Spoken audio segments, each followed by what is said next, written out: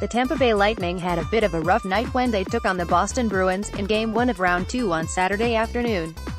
While the score was definitely a punch to the gut for many fans here in the Bolts Nation, there were a couple of players who were a little worse for wear after the contest.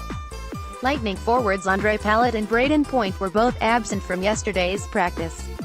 Considering the way Game 1 played out, this was cause for concern for many Lightning fans. Thankfully, Coach Jon Cooper quickly gave the Bolts Nation a little reassurance.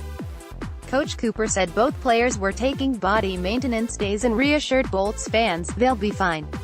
Of course, many of us here in the Bolts Nation have heard this more than once, and ended up being severely disappointed.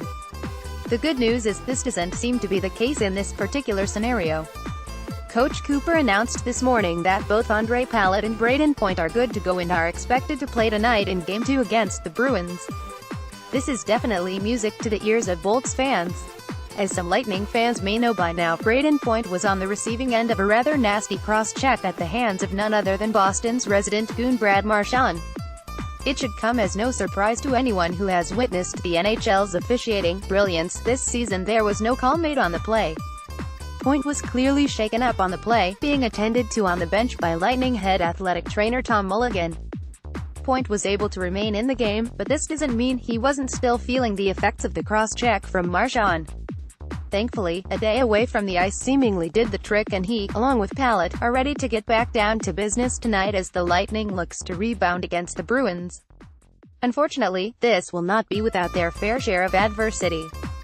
The Bruins are a very physical team, as can be noted by just about any game the Lightning has played against them this season.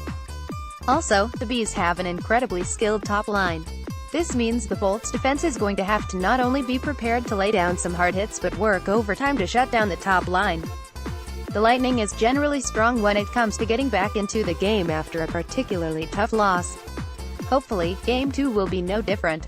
The Lightning needs a solid win tonight to shift momentum before the series heads to the TD Garden in Boston for Games 3 and 4. The puck is set to drop at 7 p.m. tonight from the Amalie Arena in the heart of beautiful downtown Tampa. Tampa Bay Lightning is going to need their thunder if they want to overcome the big bad Bruins tonight. It's time for everyone here in the Bolts Nation to bring their A game and show them how it's done.